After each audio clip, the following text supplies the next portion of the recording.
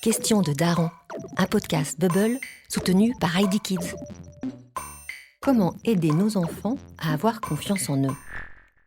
C'est la manière dont on est regardé qui détermine celle dont on va se percevoir. Comme le dit si bien Denis Marquet, philosophe et thérapeute, si l'on veut aider nos enfants à avoir confiance en eux, il est primordial de poser sur eux un regard aimant et positif, et ce, dès le berceau. La confiance en soi se développe en effet dès la plus tendre enfance. Et notre rôle à nous, adultes, est à la fois de témoigner à nos enfants un amour inconditionnel et de leur expliquer qu'ils sont capables, pour peu qu'ils se donnent un peu de mal.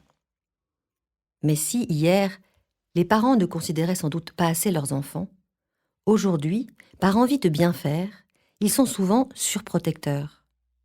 Un autre extrême qui ne facilite pas davantage le développement de la confiance en soi. Voici donc quelques bons réflexes dont s'inspirer. Petit 1, laissez vos enfants faire des expériences. En manipulant, en testant, en créant, l'enfant prend confiance en ses gestes et en sa capacité à comprendre le monde. Acceptez que votre fille de 4 ans arrose les plantes, même s'il vous faut ensuite sortir la serpillière. Petit 2, encouragez vos enfants à affronter des situations nouvelles. Demander une baguette à la boulangère, descendre la poubelle tout seul, se renseigner sur une activité, planter un clou, inciter les enfants à sortir de leur zone de confort, à vaincre leur timidité et leur peur, c'est leur permettre de prendre confiance en leur capacité à appréhender l'inconnu.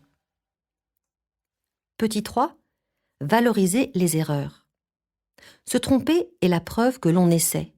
Ce n'est qu'une étape vers le succès. Une évidence à ne pas oublier et à leur expliquer souvent.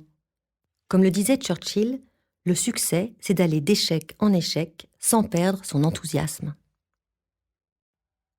Petit 4, pensez à les féliciter. On pense plus facilement à critiquer et à relever ce qui ne va pas, plutôt qu'à encourager. De la même manière que vous les grondez quand ils se comportent mal, pensez à féliciter vos enfants quand ils sont généreux, gentils, créatifs, habiles, ingénieux, serviables. Petit 5, n'aplanissez pas les difficultés. Montrez plutôt à votre enfant qu'une difficulté est une opportunité d'apprentissage. C'est en y faisant face et en voyant qu'il arrive à la surmonter qu'il prendra confiance en lui. Comme dit le dicton populaire, « Vivre, ce n'est pas échapper à la tempête, mais plutôt apprendre à danser sous la pluie. » Petit 6, laissez-les penser par eux-mêmes. « Maman, je peux regarder la télé ?» À une question qu'ils vous posent, demandez-leur ce que eux en pensent.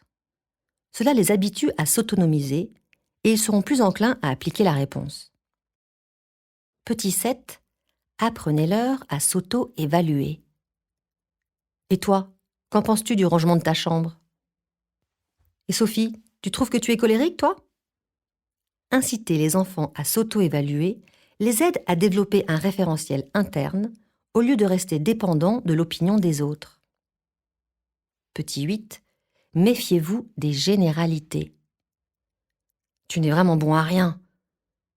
Oh, tu es méchant. Qu'est-ce que tu es paresseuse. Ces étiquettes leur collent à la peau et les enfants finissent par s'y conformer, persuadés de leur véracité. Mais c'est oublier qu'un être humain n'est pas une seule chose à la fois, ni en toute situation, ni à tous les instants. Un enfant peut réchigner à faire ses devoirs et montrer une volonté de faire quand il joue au tennis. Et surtout, votre enfant est en constante évolution.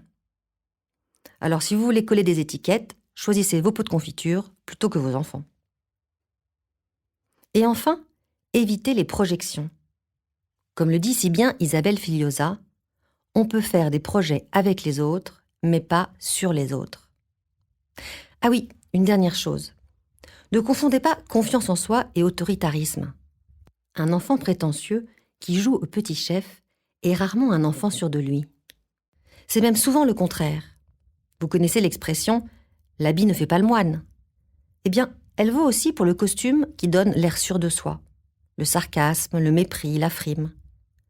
Ne stigmatisez donc pas l'enfant qui le revêt. C'est souvent la preuve qu'il manque cruellement de réelle confiance en lui. Question de Daron ? Psst, Les darons, posez vos questions en envoyant un mail à podcast@bubblemag.fr. À bientôt!